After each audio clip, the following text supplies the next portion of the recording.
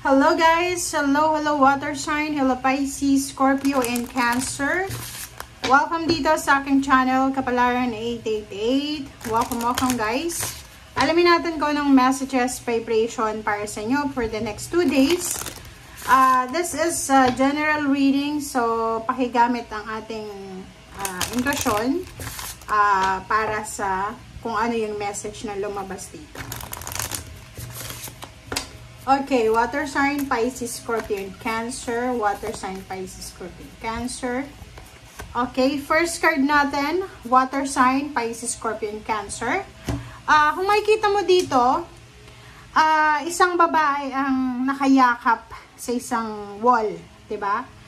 Kung makikita mo, it's number 26, maybe it's money. So, may kailangan kang i-let go. Okay, for this 2 days na to, may kailangan kang i-let go para sa future mo. Pwedeng ito ay relationship, trabaho, negosyo, goals, dreams, ano man ito na masyadong pinangahawakan ng ganito ay kailangan mo nang i-let go.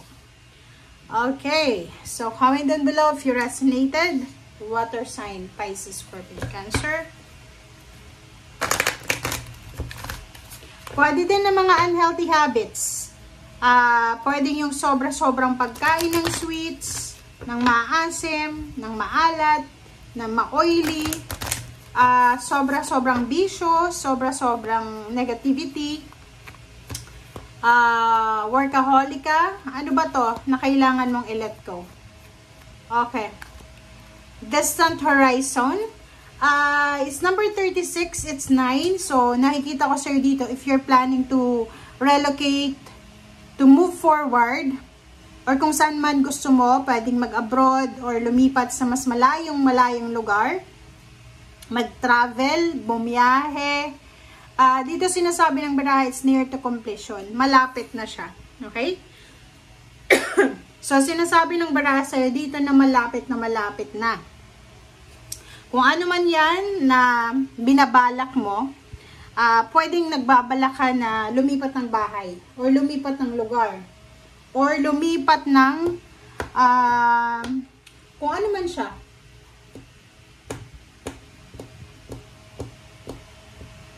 Okay? So, dito sinasabi ng barahan na it's near to completion na siya. Pwedeng naghihintay ka ng visa, passport, documents, residence permit, ano ba, mga citizenship, ganyan.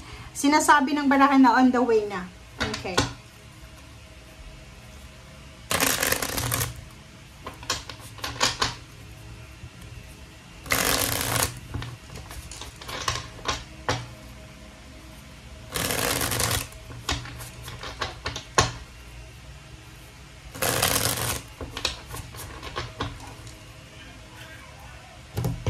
Oops, sorry. Water sign, Pisces, Scorpio, and Cancer. Okay, first 2 cards tayo. Ito ay tungkol sa, kumbaga, plano. So, Page of Pentacles, sinasabi ng baraha sa'yo dito na huwag tayong masyadong magpaplano sa usaping pera. Kailangan mo daw na, kumbaga, go with the flow, enjoy the moment, live in the moment. Okay? So, sinasabi ng baraha dito para maiwasan natin yung disappointments, yung pain, heartaches. Huwag tayong masyadong mag-expect ng outcome. Okay? Parang ganon. So, enjoy mo lang yung proseso. Enjoy the process. Okay? Enjoy the timing. Parang ganon. Okay. 5 swords. Nakikita ko sa'yo dito, pwedeng single ka. May manliligaw ka, babae ka man or lalaki, or kung ano man ang gender mo, sinasabi ng barahan na hindi ka interesado. So, i-give up mo siya. So, sinasabi ng baraha sa'yo dito, posibleng may taong may gustong makipag-relasyon sa'yo, makipag-collaborate, makipag-partner, and nakikita ko yung 5 of swords, hindi ka interesado. So, i-give up mo siya, i-reject mo siya. Nakikita ko sa'yo dito na for the next 2 days, wala kang masyadong concern para sa intimate. Ang concern mo ngayon is pera. Pera, yun. Ang importante sa'yo ngayon is kumita. parang nakikita ko na mas naka-attach ka ngayon sa pagtatrabaho, pagbe-business, yung parang kung paano kikita ng salapi. Okay, wow. So, dito sinasabi ng barahan na isang family occasion, family gatherings, it's either wedding anniversaries, wedding, ano pa ba dyan? Pwedeng new member ng family, pagbubuntis, panganganak, birthday celebration. Dito sinasabi na yun yung posibleng rason kung bakit kayo magsi-celebrate as a family. And yung pamilya nyo ay sobrang magiging maayos na. Okay? Parang sinasabi ng baraha sa'yo na magiging solid yung foundation nyo. Okay? Solid na solid yung foundation nyo dito. Emotionally, you will be in the good place ngayon. Okay, King of Swords. Yung King of Swords natin, sinasabi ng barahan na yung direksyon na gusto mong tahakin, Pisces, Scorpio, and Cancer, ay kumbaga, okay lang. Marami kang plano sa buhay, marami kang gustong gawin sa buhay, but ang problema ay hindi ka masyadong, yung confident ba? Hindi ka confident eh. Kulang ka sa confidence, kulang ka sa determination, and kulang ka sa motivation. Yung parang, sinasabi ng baraha, alam mo yung direksyon na mapupuntahan mo, 'di ba? Nakikita ko sa inyo dito na natatakot kayo para sa future. Takot kayo na pwedeng mawala ng trabaho, malugi yung business, ganyan ganito. So nakikita ko sa inyo dito na kinakailangan mong lakasan ang loob mo. Be brave, be courageous, be persistent sa kung ano yung gusto mo. Okay? O, 'di ba? Ten of Pentacles and Nine of Swords. So, sinasabi ng baraha sa'yo ngayon na huwag kang masyadong mag-alala para sa pera. Kasi, pwedeng for the past 3 months or maybe 1 year already na hindi maganda yung takbo ng salapi mo, yung parang ang daming bills na kailangan bayaran, maraming responsibilities, maraming duties, maraming, kumbaga, extracurricular payments, activities na kailangan i-settle down.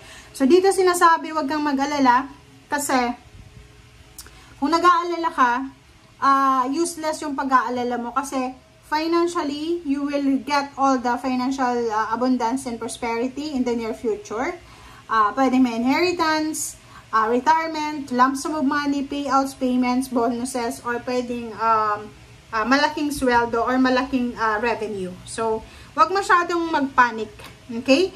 Sa ngayon, sinasabi ng baraha, especially for the next 2 days, mag-focus ka lang sa kung ano yung nangyayari sa buhay mo sa ngayon. Like, kung may trabaho ka, focus ka sa trabaho. Kung may negosyo, focus ka sa negosyo. Yung fear mo dito, pwedeng iba sa inyo dyan, hindi makatulog dahil sa financial fear. Pwedeng natatakot kayo sa mga mangyayari sa susunod. Like, for example, natatakot ka na, kasi parang may pinagdaanan ka na minsan maganda yung kita sa business, minsan mababa, parang ganun. So, walang stability. But yun na nga, sinasabi ng baraha sa'yo na wag na wag kang matakot.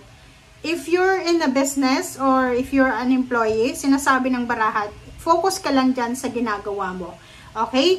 Emotionally, if yung financial mo is sobrang positive or sobrang balanse, yung emotion mo ay to be followed na lang yan. So, parang ang nakikita natin dito, water sign, Pisces, Scorpio, Cancer na minsan, yung financial problems mo ay nagkakos ng emotional problems. Pag na-settle down yung emotional problems or yung financial problems, nasa-settle down din yung emotion. So, parang konektado siya. Like, pag walang pera sa pamilya, away ng away. Pag maraming pera, yun, happy-happy, party-party, so walang problema, parang ganun. And at the same time, sinasabi ng baraha, huwag kang masyadong mag-focus para sa future. Okay? I-enjoy mo yung current blessings mo, yung prosperity na abundance, kung ano man ang meron ka sa ngayon. Nakikita ko, nagpaplano kang bumili ng sasakyan, or kung ano man tong travel na gusto mong gawin, or relocation. Sinasabi ng baraha na focus ka lang sa target mo. Okay? Focus ka, trabahuhin mo siya. Kasi walang imposible sa pagiging masipag mo, walang imposible sa pagiging madiskarte mo. Okay? So, ayun. And at the same time, guys, yun, ibigay mo yung 100% mo na energy, focus, pagmamahal sa trabaho mo. Iwasan mo yung toxicity sa paligid mo. Iwasan mo yung chismis kasi napaka-toxic niyan. Nakaka-drain yan ng energy, nakaka-low vibration. Thank you guys for watching. Bye!